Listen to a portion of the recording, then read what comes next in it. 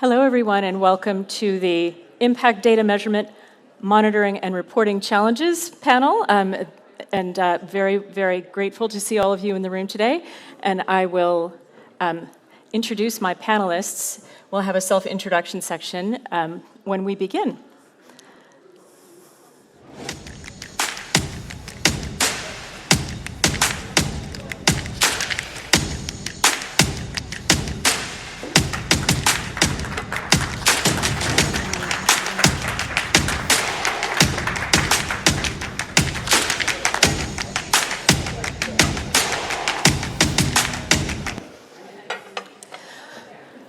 Great. Well, thank you all for joining us. I am Katie Schmitz-Hewlett, Director of Investor Relationships at the Value Reporting Foundation, which, in case that's an unfamiliar name for you, is the result of a merger between the Sustainability Accounting Standards Board and the International Integrated Reporting Council in June of last year. I am really pleased to be moderating a panel of leaders in the impact management and measurement space, and I am going to ask each of them to introduce themselves to you, after which I'll do a little bit of stage setting and tell you more about the Value Reporting Foundation and our impending merger with the International Financial Reporting Standards Foundation. So, off to you. Thanks, Katie. Good afternoon, everyone. My name is Angela Goodings. I am a director on our Real Estate Strategic Insights team at Nuveen. Nuveen in a global investment management team. We've got around just over $10 billion in AUM for our impact products. You'll notice a slight change from your agenda. My colleague Sarah Wilson was meant to be joining us today, but unfortunately she's unable to travel. And just to give some background on myself, I'm very much focused in terms of our private, our real estate investment. And, looking towards a creation of commercial real estate impact solutions within the UK. Hi, everyone. My name is Isobel Edwards, and I'm a green bond analyst at the Green Bond Fund at NN Investment Partners, based right here in The Hague. The majority of my work focuses on finding out what exactly are the green definitions that we're using for green bonds, keeping up with the latest EU taxonomy regulations, and of course, impact reporting as well. My name is Narina Mnatsakanian. I'm at Van Lanschot Kempen, a Dutch wealth manager. I'm executive director at Sustainability Center and also portfolio manager of the Global Impact Pool, a multi-asset fund. So I'm working a lot with practical issues around impact measurement and management, but also around ESG integration for all asset classes, engagement, and also in listed markets as well as private. Hi everyone, my name is Oyin Oduya. I'm the Impact Measurement and Management Practice Leader at Wellington Management. We're a global asset manager with around $1.5 trillion in assets. We've been doing impact investing since 2015, and my role is across both public and private markets to think about how do we get the data behind the social and environmental impact of our investments. Great. Well, I would like to jump right into our panel discussion, but I've been asked to give kind of an overview of where we are, and so I do have some slides queued up. To do some stage setting around standards, frameworks, measurement, and management, so if we could cue up the slides, I will hopefully help you frame this in a way that I find interesting. Are we there? Can we cue up the slides? Here we go. There we go. Can't see them. Great. So I'm going to wander around. So I found it very helpful after being in lockdown for about 2 years, along with everyone else being alone together around the world. Last week I was in London and found that my GPS on my phone was literally not working. So I started thinking a lot about maps and the old-time map where you'd have a paper map in your hand to find your way around. And I find that ESG standards and frameworks and the evolution is very similar to the way that there we go. It's an evolution of thinking about the world and the way that we navigate it. So ESG standards have evolved over time. And as I was thinking about this, I literally Googled ridiculous maps of the world and found quite a few ridiculous maps of the way we thought the world was, which is very analogous in my view to ESG standards and frameworks. So this, at one point, was a view of the world with Europe, Asia, and Africa, and kind of this cloverleaf setup clearly not the way the world is. Oh, thank you so much. And cartographers would map the known world based on their experience, the experience of people who had been out sailing around, running aground, learning from their mistakes. And if they didn't understand a part of the world, they would label it with things like "here be dragons" or "terra incognita." And we've kind of been there in the ESG landscape. And then over time, things began to look a little bit more like the way we recognize the world. And so here, today, we have kind of a well-recognized map of the world, although many people would argue with you that this isn't really how the world actually looks.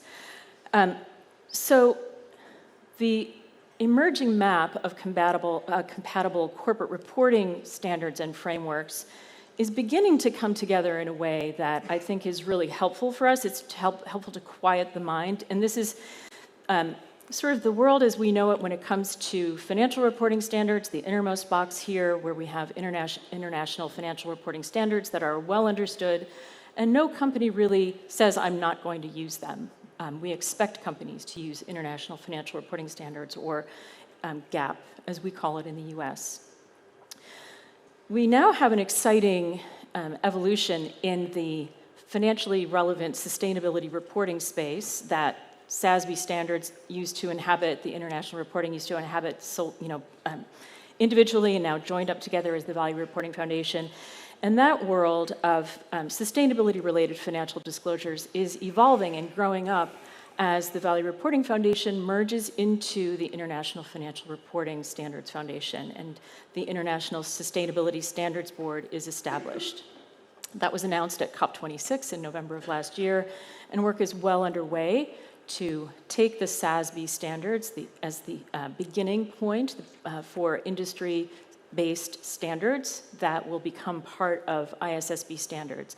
And later this week or early next week, we'll be issuing exposure drafts on a climate standard and general reporting requirements that are aimed to establish a global baseline for investor-focused reporting on ESG information, which I think is a huge advancement in terms of our cartography, if you will, of how do we sail in the right direction and get where we're aiming to go, but in the context of a larger world of impact, which is the outer box here, this sustainability reporting for a broader audience, multi-stakeholder audience, focused on impacts that can be very jurisdictionally specific and very different across markets depending on where you are in the world.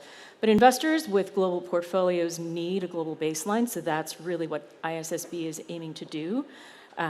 Just last week, we announced a MOU with the Global Reporting Initiative to help begin to build that interoperability between these chambers of our reporting ecosystem so that the things that we may intuitively understand, those impact-oriented things that we intuitively believe would have an impact on the financial condition, the operating performance, or the market valuation of a company in a given industry, which is the ISSB world. We may intuitively think that there are things related to impact that should be in ISSB standards today, but we need the evidence to build those into a standard, and so having that MOU with GRI will certainly help with that. So this is sort of the known world, if you will. I envision this, a broader circle or square around this jurisdictionally specific initiative focused on impact that are the SDGs, that are issues that we don't yet have on the radar that as investors you need to be thinking about. And I see so many investors in the room who are thinking very, very broadly, much farther beyond the limits of what we have in this sort of center box of this known universe.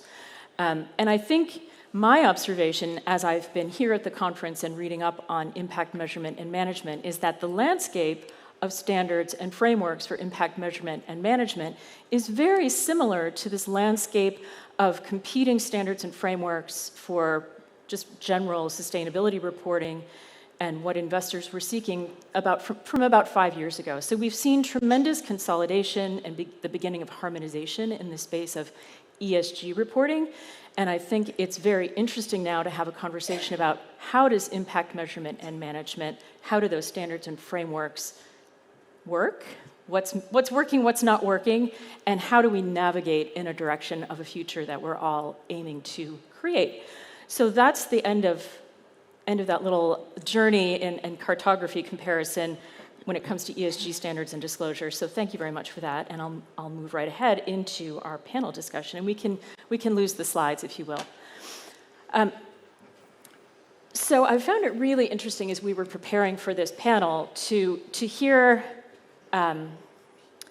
everyone has a slightly different approach and a different perspective, and I think when we first spoke, we kind of identified challenges in the impact management and measurement landscape that I really want to dig into. So Jin has observed that while impact investors pursue a wide range of impact objectives, there's universal agreement on the importance of measuring impact, but it so far is quite customized and not standardized. And that may just be the way that this space is, but I'm really interested. Oyin, you identified that standardization versus customization dichotomy on IMM as a challenge. So what did you mean by that, and how does that play out in your day-to-day work? I think in terms of the drive for standardization and impact data, it comes from, I think, two different places as I've seen it. Firstly, from, I guess, asset owners who are looking to allocate towards impact. You know, when you think about impact investing, we're trying to generate a financial return alongside measurable social and environmental impact.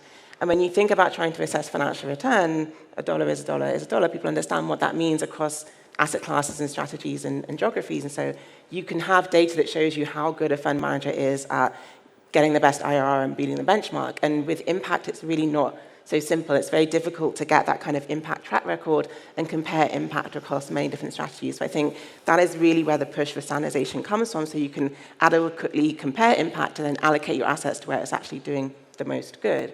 But I actually think for us as impact investors, you know, on the asset management side, there's also a benefit, because you can say, well, I'm investing in impact, say, I don't know, in affordable housing, and I can see that this developer has made more affordable housing units and housed more low-income families this year versus last year.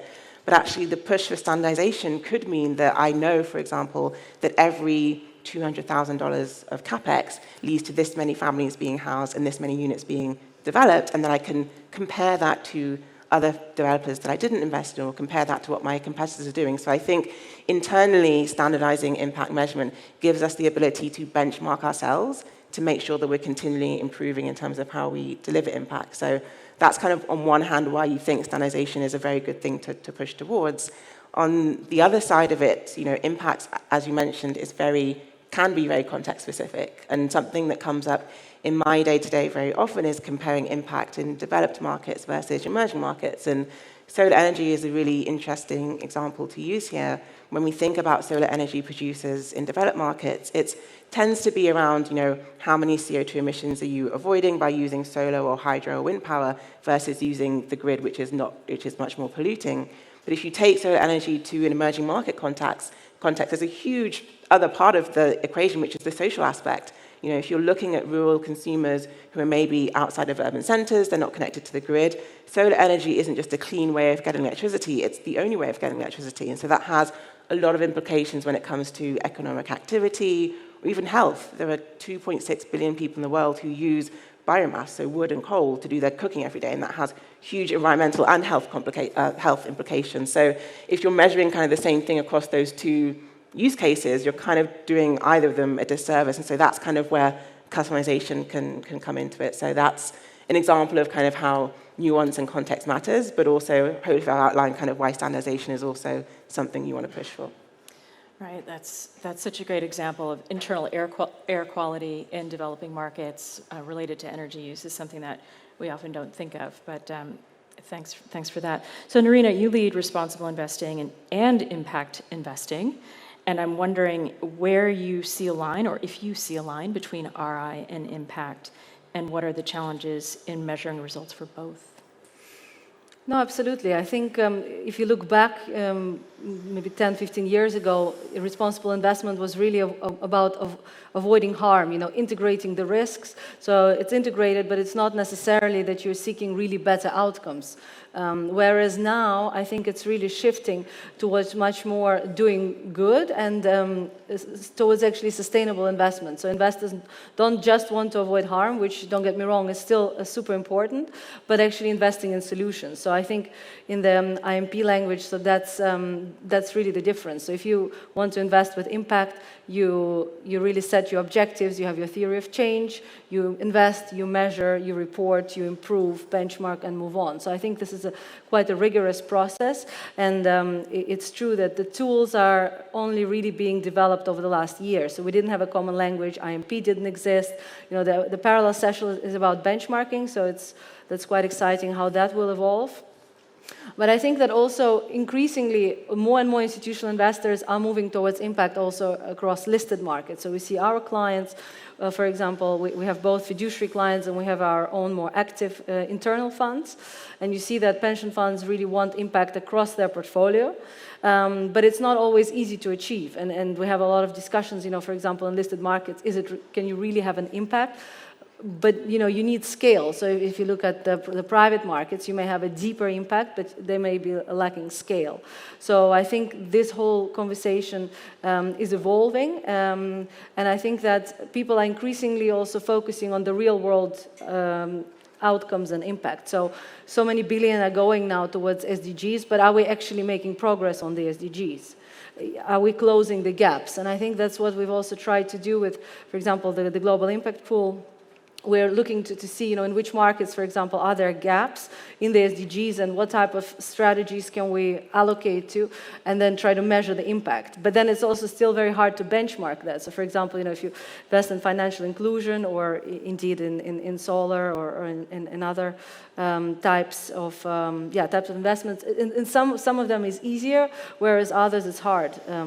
But I think that that's really being more developed, and consumer insights is helping. So really also surveying your target customers and population, especially in private markets, that helps a lot. We recently, for example, saw one of our managers, they do a lot of financial inclusion, so working with the apps, and one of their companies delivers, so you can basically order and buy food via it, and they basically said that the customers can actually have more meals a day as a result of using this app. So instead of having maybe 2 meals a day, they can feed their family 3 meals. So I think this is really then tangible impact, which is really hard to collect otherwise, but I think this is maybe the next frontier to really get in touch with the end customers and understand the scale and the depth of the impact that you're having.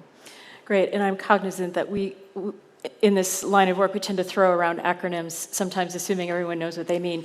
Can you tell us a little bit more about IMP? You mentioned them in your answer, and there may be people who don't know what that means or the role that they've played in this space. Yeah, so Impact, the management project, it was started a number of years ago to create a common language for talking about impact. So they've defined the 5 dimensions, so the what, the how, the who, evidence, how much, and risk. So looking at, so who is actually the, who is the person who is benefiting from the intervention, how much impact is being created, and it's a whole set of tools that you can use, as well as the spectrum of impact, so from avoiding harm to benefiting stakeholders and investing in solutions. So it's a useful platform which has recently been transformed into the impact, it's actually like a platform. So instead of an impact management project, it became an online resource tool. So if you haven't looked at it yet, I definitely encourage you. There are some very useful tools also for people who are starting on the journey to help you along the way. That's fantastic, and I'll also give a plug to them because the consolidation that I mentioned to you on my little map of the ESG landscape is really thanks to a lot of the work from IMP that helped us understand how the puzzle pieces fit together when it came to the sustainability disclosure landscape. So they've done tremendous work.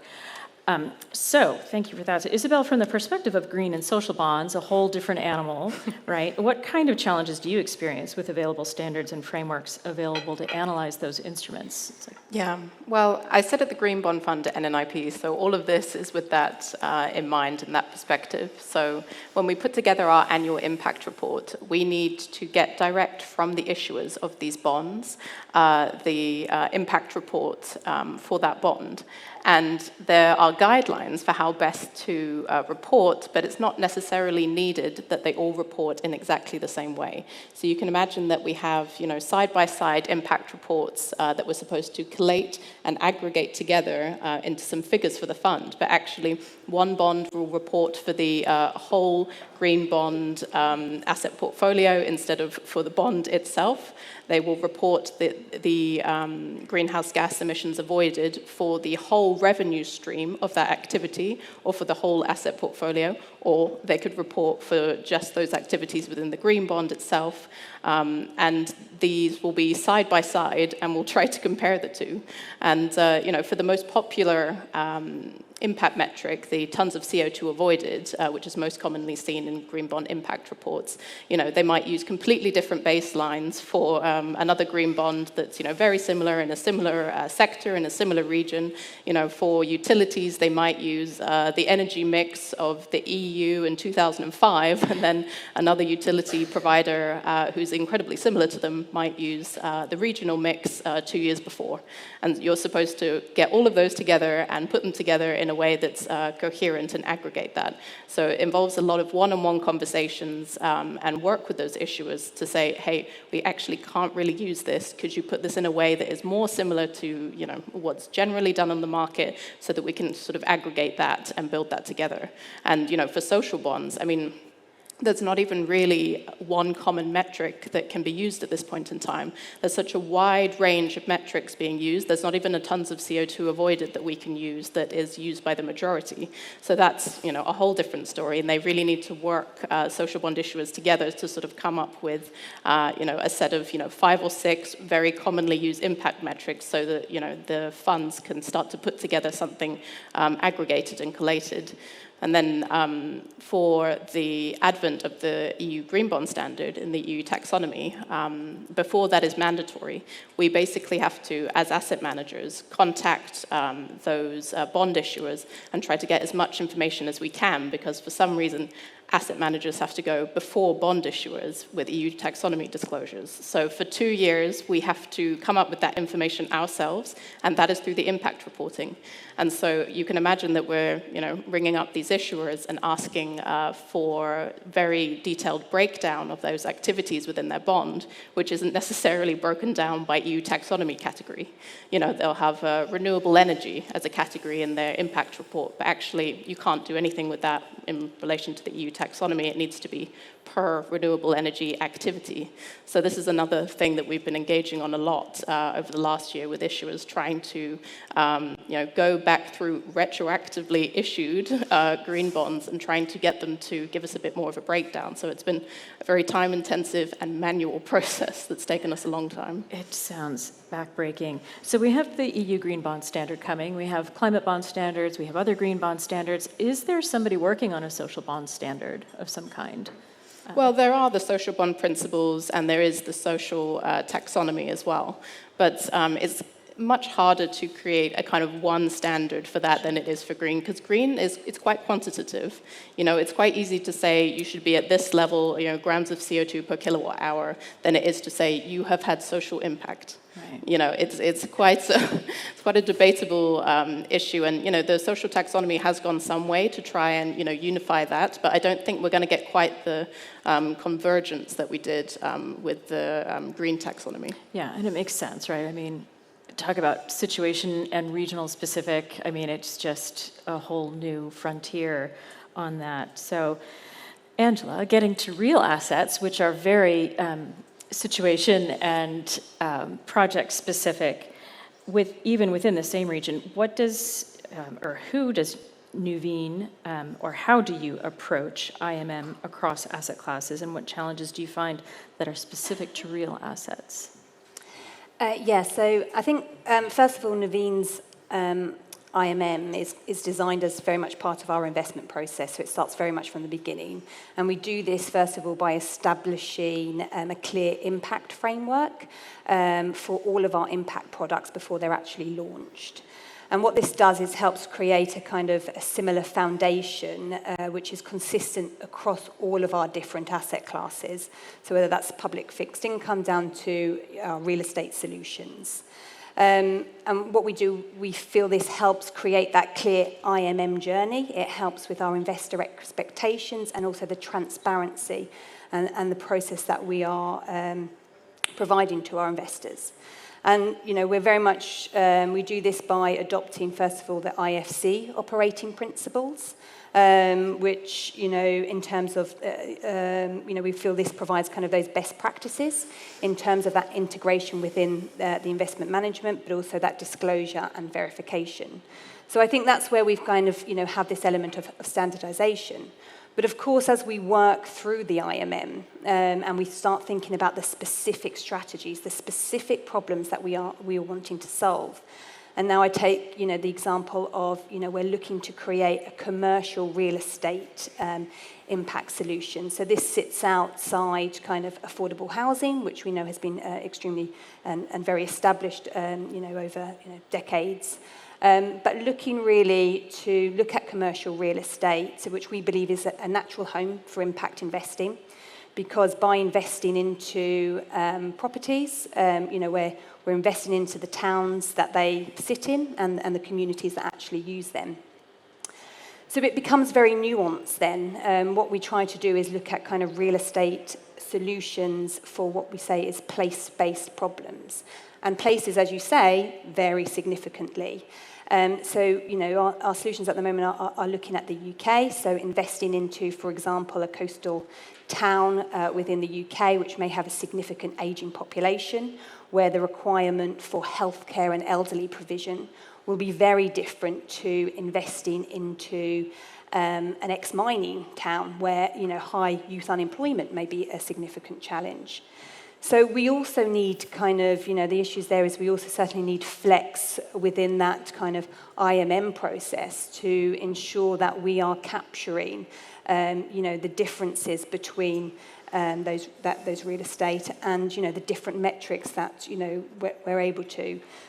I think also as real estate investors, it's up to kind of us to capture a lot of that data. So it's quite a process, and, we've become on heaps and bounds, I suppose, in terms of the environmental side, in terms of that measurability, in terms of metering. I think we're only just starting in terms of the social impact implications for, again, kind of wider commercial real estate products.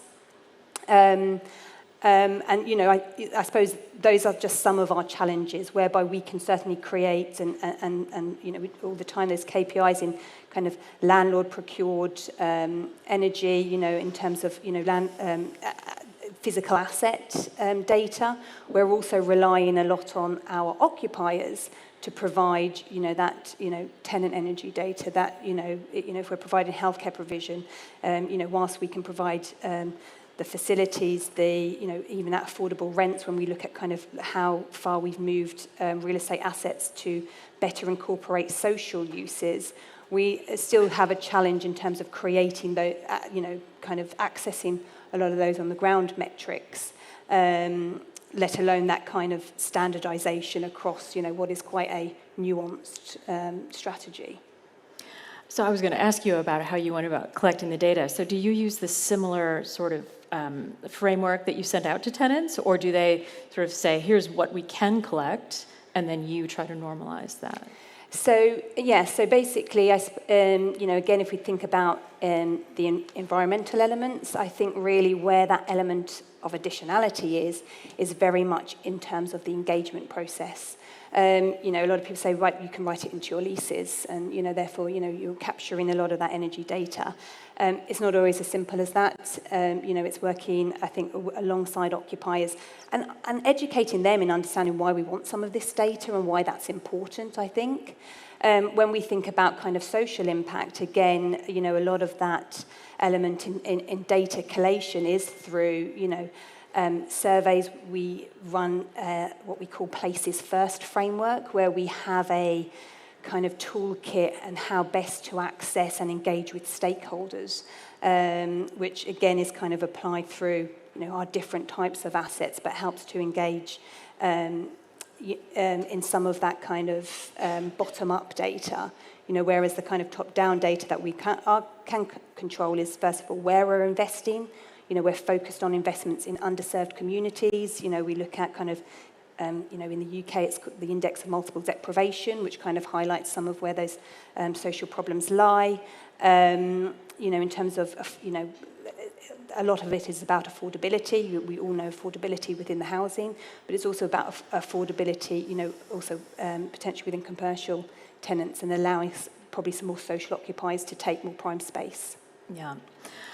So we've spent a lot of time kind of identifying problems, but now I want to pivot to, all right, so what if any, are there bright spots on the horizon? I'm gonna start with Isobel and then come back to you. So Isobel, what are bright spots that you see vis-a-vis green and social bond standards? We've talked a few, about some of them, but if you don't see any, what is it that you would wish to see? Well, we definitely see bright spots. Okay. I think in general, issuers are always kind of coming to us and asking, what would you like to see in the impact report, and kind of proactively reaching out to us before we even ask them how we want to see it. So we think in general, issuers have been very flexible in how they do it, and they do want to provide investors with the easiest to use data. So we make it a point to engage regularly, and in general, as much as we encourage, innovation in impact reporting, we also want there to be kind of teamwork between different issuers. It's not necessarily, a competition who can do the best impact report, but it's good that if you see that your peers are all doing something, it could be good to copy them as well and do, a similar technique so that we can actually collate those all together in one impact report. Because, when we have, one standalone impact report that uses a different methodology to all the others, that uses a brand new impact metric that we've never seen before on the green bond market, can't actually do anything with that.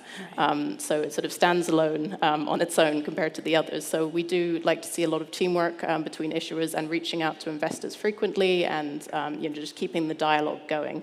We're very happy to do that. And for the social bonds as well, there does need to be a bit of convergence on what the sort of 5 or 6 most popular metrics are going to be, and then just kind of stick with that. And that's going to take a bit of work, I think, because there are a wide range of social projects that you can include, but we do need to kind of hone in, because at the moment, I think last time we measured it was just under 30 commonly used impact metrics for social bonds, and so if we could just narrow that down a little bit, that's going to be much easier. And for the EU taxonomy as well, we've seen huge strides, like in 2022. Now bonds are coming to the market already with EU taxonomy assessments in their second-party opinion pre-issuance, which is great. So we don't even have to wait for the impact report. And there's definitely a lot of progress on that front. Great.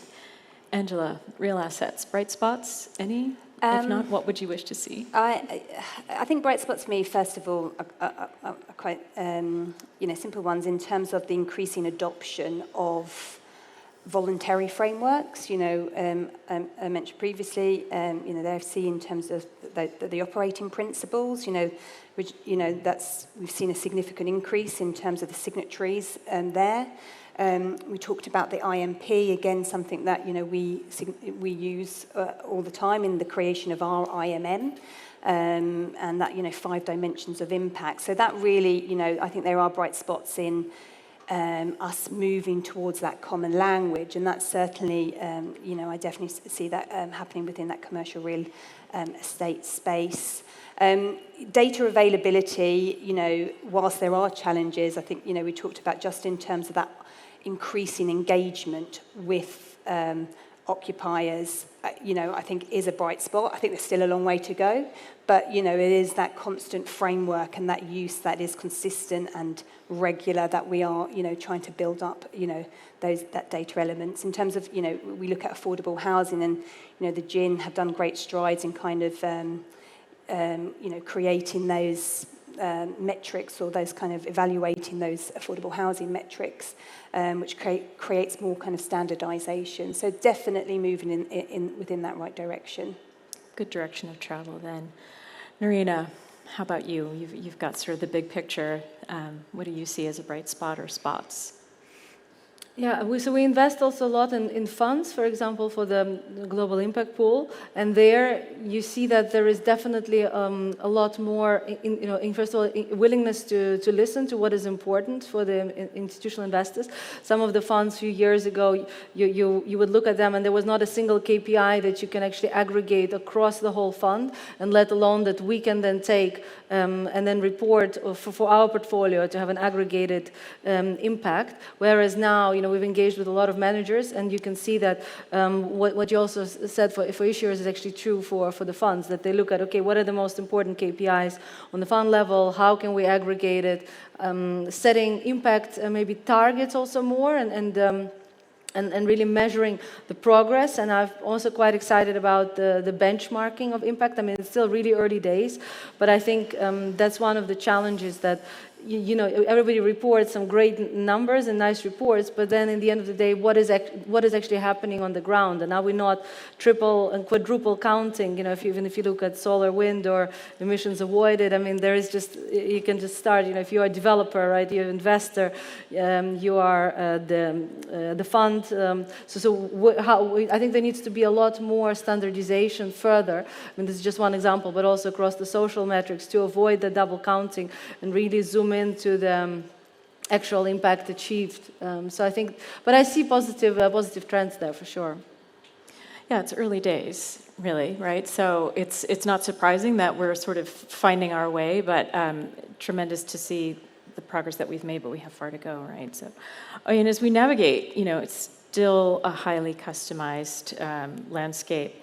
Hopefully heading towards improved standards and frameworks, what do you see as a key to advancing the quality of the data, of just discourse in this space? Yeah, I think in terms of data quality, the key is just to realize that impact investing takes work. It's standard investing with another layer of impact diligence, and so not to underestimate the kind of time, resources, people who actually are needed to do this. I think sometimes we like to think we can have our cake and eat it, and that's not true. You have to put in the work to get good quality data, and so I think that's kind of principle number one.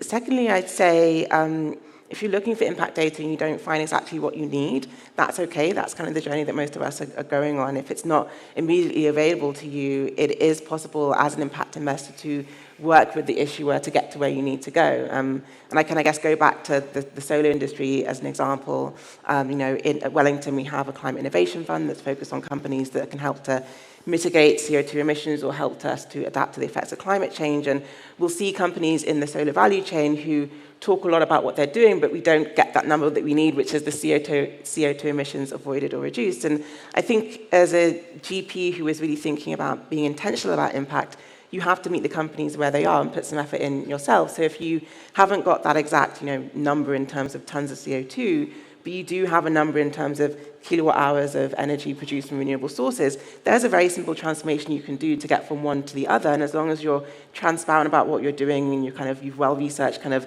the calculations and methodologies that you're using, that's okay. And I think that can still be high quality impact data.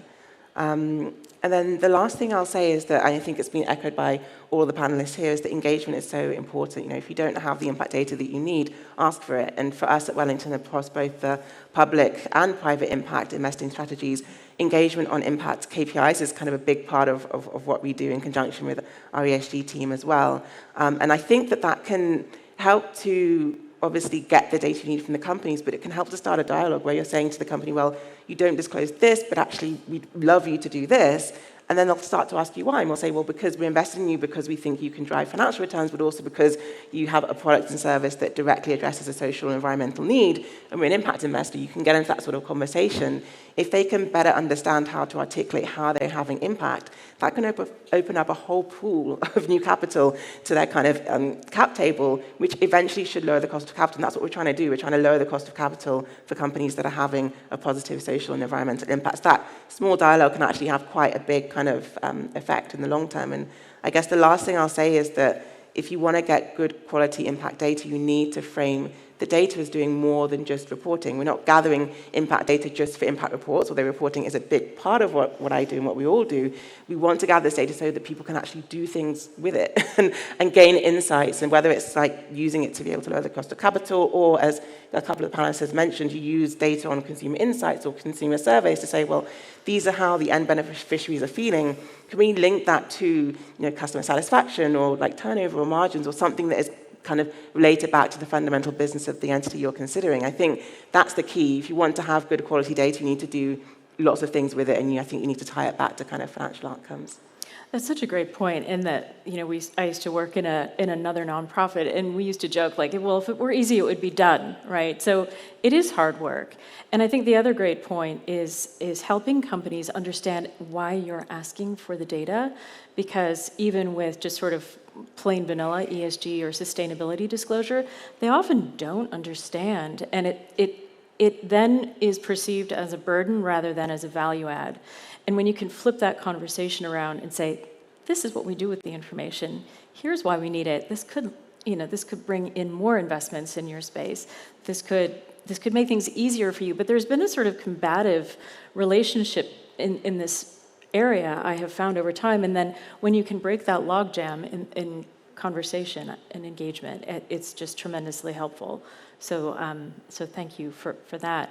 I'd like to now, if we can, have questions from the audience. We wanted to leave plenty of time for Q&A. So we'll open it up for questions. Do we have one here? And okay, so I see someone in the back, and then we have two up front here. Yes, and good afternoon all. My name is Kempen from Netloid Pension Fund. I was just in the room beside here and the speakers panel. And we also had a discussion about the availability and the non-standardization of data. So would you suggest that, let's say, if we have something like inflation, we have CPI, we have national institution in every country which determines CPI. Do you think there should be only one company who delivers the data and should be appointed by the governments or the EU? Who wants to take that?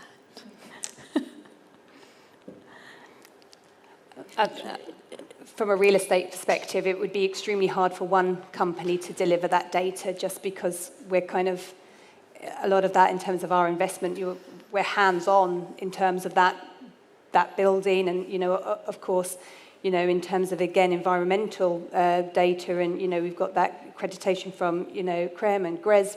But when we look at the social side of things, it would be a significant challenge in terms of who's providing that data. A part of our policy is to ensure that when we're investing in locations, we're also using our supply chain is also supplying employing local providers. So we would also kind of engage with local about how we best want to use best practices, which has a knock-on effect. So from the real estate side, it would be quite a challenge. Yeah, I think that there is still value in engaging directly with the issuers about their projects and where they got that data from and their methodologies. I think that when you go through a regulator or one body who would be producing all of that, you do have to rely on how they've come about that data and how they've put that together. And that might work well. You might agree with how they've done it, or you actually might have a different point of view to them, and it might actually be better to go directly through the issuer so that you can have that dialogue about what you think would be best for them and best for you. Anyone have a counterpoint to that? Or no, I didn't think so. All right, I saw a hand or two up front here, right here. Do we have a microphone we can bring up front? Or do you want to just stand? I think we can probably hear you. Oh, sorry. I'm sorry, I didn't see you over there. It's very bright up here. Go ahead. No problem. Thanks, everyone. A very interesting panel. I was wondering, even for probably more sophisticated people like you on impact management, I hear a lot of different frameworks being used. So one is using the IFC principles, others talking about the social taxonomy, then the impact management framework. Like, even amongst yourself, there's so many different standards being used. Can we make things easier by by narrowing that down as well? And what are your views on why you're using the one and not the other? Right. Yeah, I guess I could jump in. One thing I say is that these standards are not mutually exclusive, so you can use, a couple at once. So, for example, at Wellington, we use the Impact Management Project 5 Dimensions of Impact across all of our impact strategies. Something as well that we haven't mentioned is the IRIS Plus catalogue of metrics, which is supported by the Global Impact Investing Networks. That's kind of essentially this huge list of impact metrics that say when you're looking at climate solutions, use this metric. When you're looking at healthcare, use this metric. And so I think people think that things are worse than they are. Having done impact investing for quite some time, we're definitely at a better stage than we were kind of 5 years ago and better than where we were 10 years ago. And so I think that we are moving towards some sort of standardization, and there is a lot of overlap between frameworks. I would say IRIS and IMP and the IFC operating principles are one which you see continuously across many different managers. So it's not as bad as you think. Narina, were you going to add something? Yeah, no, I think I had basically the same point. And I think also the IFC operating principles is also a lot on your processes and your internal systems, and you can get them audited, and some of the others actually on the end type of metrics that you're using and the outcomes. So there are indeed a lot of these metrics are complementary, and there has been a lot more standardization in the last year. So. Yeah, I think our brains are wired for a right or a wrong or a binary solution, but one of the things that IMP really helped us with, along with others in the space, was understanding you don't build a home with one tool, you have a whole suite of them, and you use them for different purposes. And I think these standards and frameworks are very much the same, that there are different use cases, and you find benefit in using one for one situation and not another. I'm so sorry, I think you're next. Yeah, hi. Job Boonstra, ING. Question, in engaging with issuers or clients, do you use any tooling for that? I imagine it varies. Who wants to go first? Anyone? Well, I could go from the bond side first. So we tend to engage on a few issues. So first of all, we engage pre-issuance, which is where we ask about the framework and also about the overall issuer journey and how close they are to, the net zero by 2050 transition plan. And then we engage also for, ad hoc reasons, such as, if there are controversies that come up that relate to their name in the media. And then we also engage with the annual impact report release as well. So if we have some questions that come up, maybe their metrics weren't quite in the format that we were expecting. And then, again, after that, for ad hoc reasons as well. So it's not so much that we have to ask specific questions each time, but we do have specific times that we do engage with them at specific milestones in their bond issuance. Maybe I can touch on actually engagement with clients. So we've talked a bit about engagement with funds. So for us, also engagement with companies, but also engagement with clients is important. And we are fiduciary manager for a number of Dutch pension funds and some UK pension funds. And our fiduciary teams, with sustainability teams, developed a specific sort of training on how to work with the board to really understand the board preferences, distill it, do education. Because once it's clear what does the board want and what the different board members find important, then you can set up a profile with really specific targets and plans. So we've seen that, with some of our clients who have really shifted much more towards sustainability once there's more alignment at the board level. So that's, I think, was quite interesting. But also definitely with companies, so active ownership is very important. We are active investors, so we do a lot of engagement with companies, increasingly not only on ESG issues, but more on sort of impact themes. And we have net zero targets, we have sort of specific biodiversity. Now we're working policy and we're planning to set targets. So I think it's sort of going in that direction, that it's not just a sort of voluntary and nice to have, but it's more going into a structured approach. If I could follow up on that, is anyone using the SDGs as a framing tool for your engagement with anyone? Yeah. We do. So, for example, with clients, in terms of their preferences, to SDGs and themes. So, combining that also with companies and with funds, definitely. Yeah. Okay. Yeah, we also record the SDGs per activity within each bond. Yeah. Okay, great. Yeah, very similar. We also, across our impact funds, make sure we align with SDGs, and actually increasingly you're seeing companies come to you with kind of already their ideas on what their alignment is.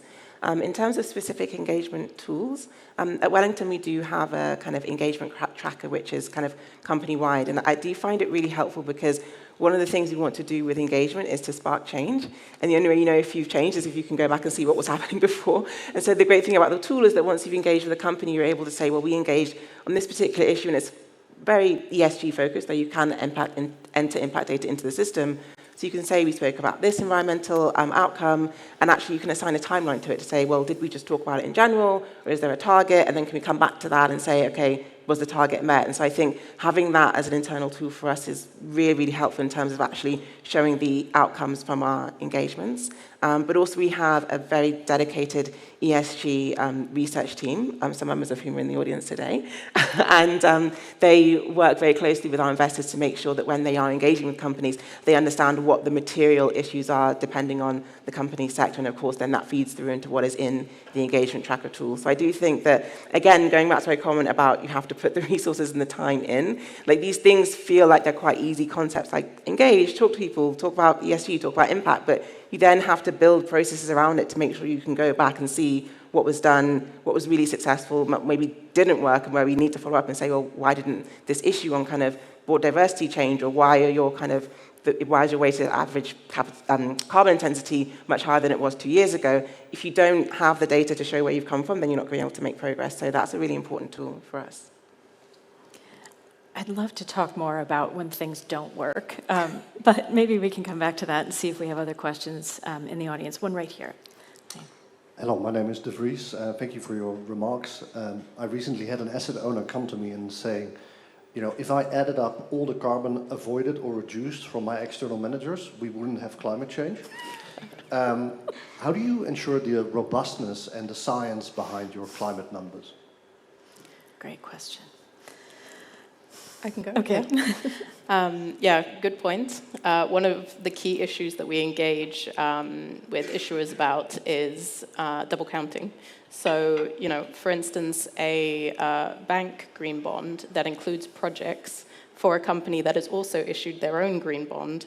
Are you talking to each other? Are you deciding when you do your impact report that, okay, you take this and I'll take this, and we don't report the same thing to the market? This is something key that we have brought up quite a few times, specifically with banks and also with sovereign bonds as well, because sovereign bonds will often include, you know, the companies that that money is going to, and then that company is also on the market as a green bond issuer. So you do need to make sure that they're talking to each other and make sure that they've decided what to report. Yeah, maybe just also to comment on the in the non-listed space. So we, for example, are, really support more prorated impact reporting. So we do that also ourselves, and we encourage that for others, just to make sure that you don't, let's say, take the savings for the lifetime of the project. I mean, similar issues what you've mentioned about the baseline of emissions avoided, whether it includes the expected reductions in energy use, because often if you take today, you don't actually take into account for future. So simple things like that, but it's definitely, I mean, and with listed companies, of course, you have the different scopes and you have a double counting there. So we also try when we calculate our own scopes and emissions that the double counting as much as possible is taken out. But it's far from perfect indeed. But I think prorate, I mean, there are more best practices around it, and which I would encourage everybody also to apply. It's a really difficult nut to crack. It is a difficult, I think to do it kind of with integrity, and I think one thing that can help when you have these thorny issues is to have a lot of people in the room to help to make sure whether your assumptions are actually valid. And at Wellington, we have a partnership with the Woodwell Climate Research Centre, so it's one of the kind of foremost leading think tanks on kind of the physical risks of climate and climate change. And so we have a team of scientists who we can go to and say, is this reasonable or is it not? And so that often helps to, whether internally or externally, just gather the people's opinion, because I think, especially for really in the weeds of impact measurement and management, it's easy to kind of get lost in all of these details. So I always find the more people you can bounce your ideas off, the better. And I also find that in general, impact investing is a very collaborative industry. You know, we love to share, like, this is my framework and this hasn't worked and this has worked. And so I think, again, just getting as many voices as possible to kind of sense check your ideas is something that can be helpful. And so necessary, because if we really want to affect the real economy, doing a dance around the numbers is not going to change anything. So it's great to see that collaboration and honesty about the integrity of the information that's available. Other questions? I thought I saw one in the back over there. Okay. Doesn't look like we have any others, but don't be shy if, as we're wrapping things up, if something comes to mind. We'd love to hear from you. Maybe here's one. I'm sorry. And then we'll come back to you. Thank you. Ben Constable-Maxwell from M&G. I just wondered whether the panel could share any thoughts they have on tactics and strategies for gathering information and perspectives of stakeholders beyond the sort of direct investee. Is there an approach you take or suggestions you'd give around gathering that broader stakeholder voice into your impact measurement and management? If that makes sense. Angela? I can probably answer it. Just in terms of, and I mentioned it previously, we run again that internal, and it was also answering that question on engagement, that an internal, what we call places first framework.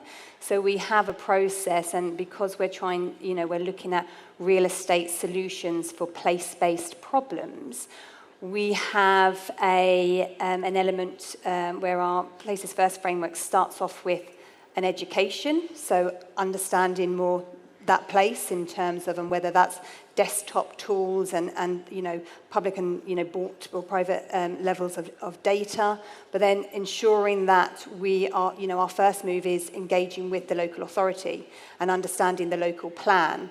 And then we move on from that point about spreading out who those stakeholders within a place or within that town are, and engaging with whether that sits under education, under health, who the biggest employers are, going down to the elements of pro-cycling groups, and how that infrastructure is being changed, where across in many parts of the UK and London at the moment, we've got something called lower traffic neighbourhoods, and how infrastructure is going to change that, and where overall that real estate investment strategy sits in. So we kind of follow, I suppose, that it just provides us a kind of process in order to kind of start from this desktop to kind of push it down into understanding who the stakeholders are, listening to their voices, and then real estate is kind of your hands up. We've got the ability to change the destiny of buildings, what we like to say, in terms of better understanding what that community actually needs. So it's that kind of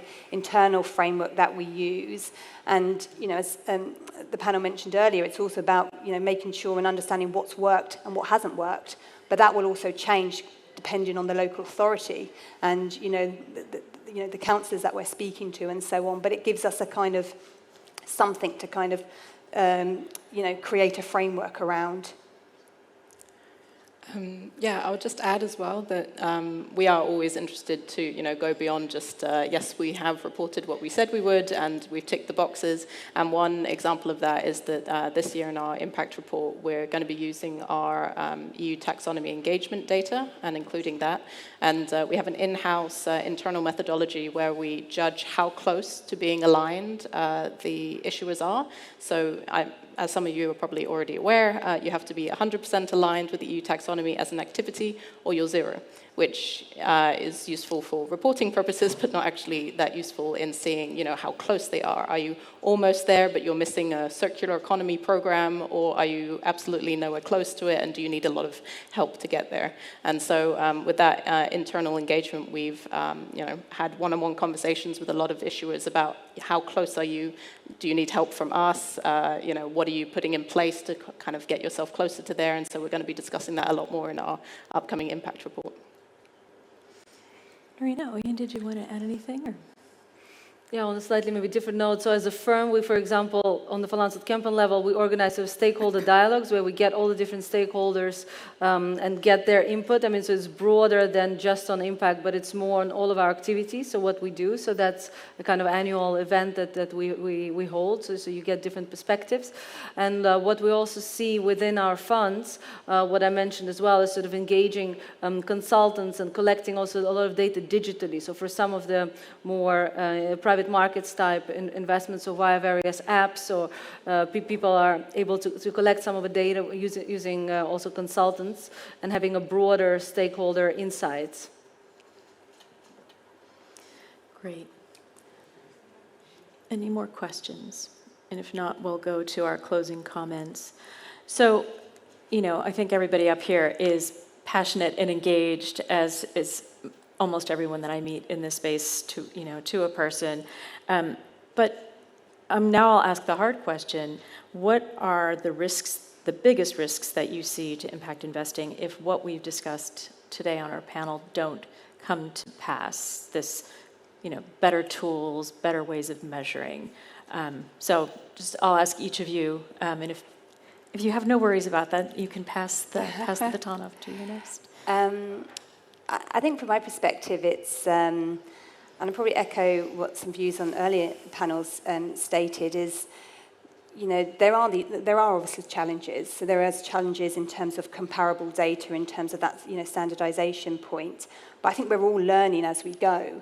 And I think the biggest, I suppose, risk as such is in growing that impact sphere is people not starting because of these challenges and because of, the concern about how, we're going to measure that. So I think that's the greatest risk about, I do think that we just, the point, we make is that, it's about, starting to create these positive impacts to reduce inequalities across geographies, and, highlighting to our investors, an element of, ensuring transparency, ensuring that we're increasingly learning, and improving, our investment capabilities as we move along. Yeah, start somewhere. Yeah, how about you, Isobel? I think that the largest benefit from, the harmonization and, the increasing sharing of best practice between issuers and investors is that, the real impact of these projects can be realized. Because I think at this point in time, a lot of it's going unrecorded. Yeah. Like one particular issue that we've been discussing with issuers lately, which I love, is the fact that biodiversity projects can also count towards your mitigation, because enhanced biodiversity and improved land sequesters carbon more than degraded land. Right. And they are starting to work with carbon accounting organizations to try and come up with those numbers for how does improved land add to your mitigation numbers, your tons of CO2 avoided. And that before had not been counted in their bond impact numbers. So if you think about all of the metrics that could be used and all of the impact that's being missed at the moment, I think we want to see all of the impact properly recorded in the future. That's a great point. Narina, how about you?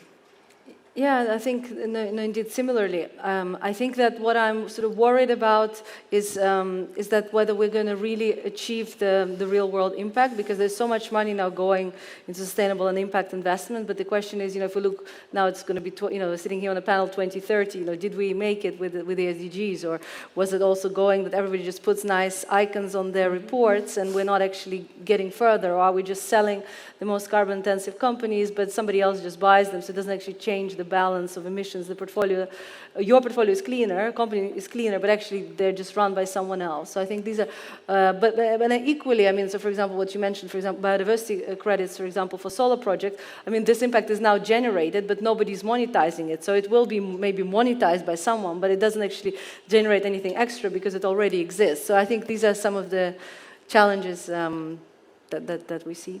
Yeah. I think for me, one of the biggest risks is that we potentially lose some of the context which is so important to impact investing in our rush to standardization. And don't get me wrong, I think standardization impact is so important if we want to scale and grow the industry. It's a necessary condition, and that I do believe. But I do think that context matters. And so I think, as in all things in life, it's not just like a black and white answer. It's probably going to be a shade of grey. And so I think just making sure that people are comfortable with the fact that you need, data which aligns with the EU taxonomy, data that's, comparable between assets, classes, and strategies. But you also need stories of real people and real outcomes. And just because that data is not, good good enough to put into a model in an official regression doesn't mean that it's not data, it doesn't mean it's not useful. And so I think, if we sit here in 2030, I want to see standardization. I want to see kind of all of us coalescing around fewer numbers of standards, but I also want to make sure that that context is still there. Yeah, really moving the needle, the real needles across the real economy. And I think, to me, that sums up the risk at hand, that nothing actually changes, but your portfolio might be cleaner because you've offloaded assets or you've avoided mistakes, because people are nervous about getting into the space. So, summing it up in the last few minutes of what I heard is that it's hard, it's necessary, it's messy, but it's getting better. And I think we're maybe working with not blunt tools, but the tools are evolving. There's a suite of them, and don't let perfection be the enemy of making some progress, but do make progress. So with that, I really want to thank everyone for your excellent questions and your attention and for joining us today, and my phenomenal panel. So thank you so much. Thank you.